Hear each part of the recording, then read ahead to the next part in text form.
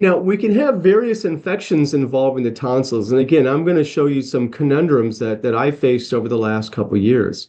So this was a CT scan that was performed, and it was sent to us, actually to our head and neck tumor board clinic, because a very astute radiologist identified this abnormality involving the right tonsil.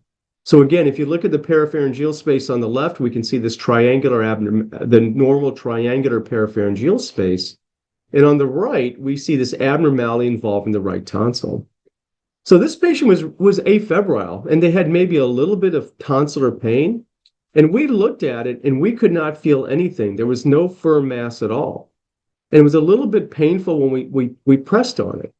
So we really weren't sure at the time what was going on. So we ended up putting the patient on antibiotics. And about 6 weeks later, we performed a repeat MR and noticed how everything had resolved.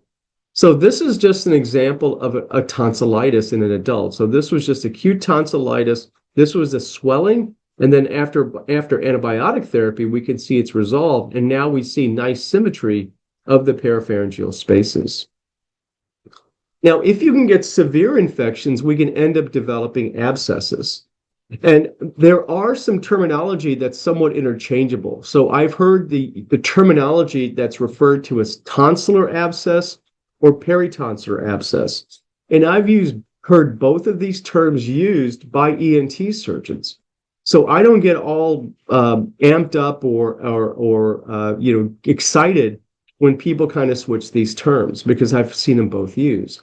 But what is most important is that if you do have a patient that comes in with a very, very severe infection involving the tonsil, and you do see a fluid collection, it is important to identify whether that fluid collection is actually in the tonsil or it's in the parapharyngeal space. In this case, we can see that this is in the tonsil because the parapharyngeal space is normal. And if you tell them that there is a tonsillar abscess, then this can be drained intraorally. But in this case, notice how this fluid collection is actually in the parapharyngeal space. And this was a case I saw about 30 years ago. A very good resident in the middle of the night thought that this was in the tonsil. The surgeons ended up taking this 2-year-old and tried to stick needles in it, could not get any drainage, and came the next day and said, "Where is this mass located?" And I said, well, it's actually in the parapharyngeal space because we can see the normal parapharyngeal space on the left. So when you as a radiologist say that this abscess is in the parapharyngeal space, they're not going to try to drain this intraorally, but rather they're going to take the patient to the operating room, as they did in this case, and do a cervical drainage. So that's the importance. It's only just about 3 or 4 millimeters from the tonsil to the parapharyngeal space, but it does make a huge difference.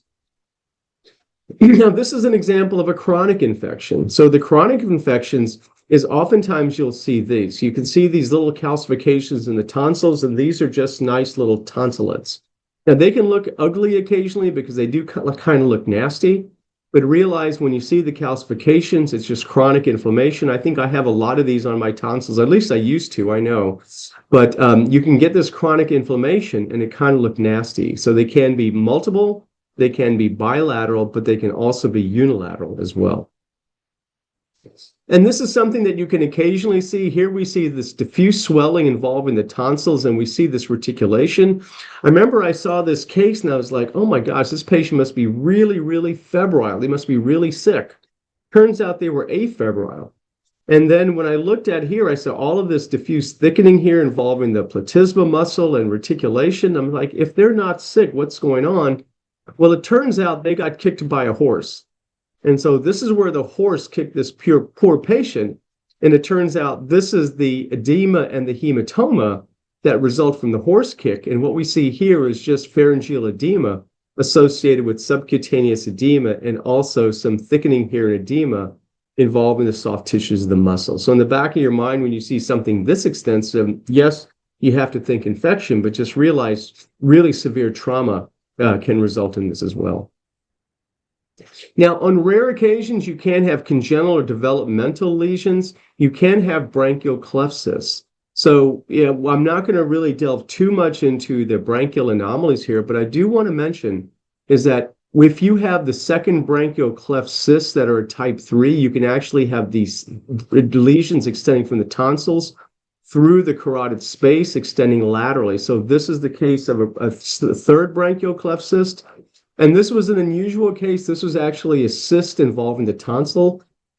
I thought it was going to be a tonsillar cyst, and for a while I thought it was a retropharyngeal lymph node, but this was resected, and this was pathologically proven fourth branchial cleft cyst. So I think this is one of these congenital lesions that we often just times forget about.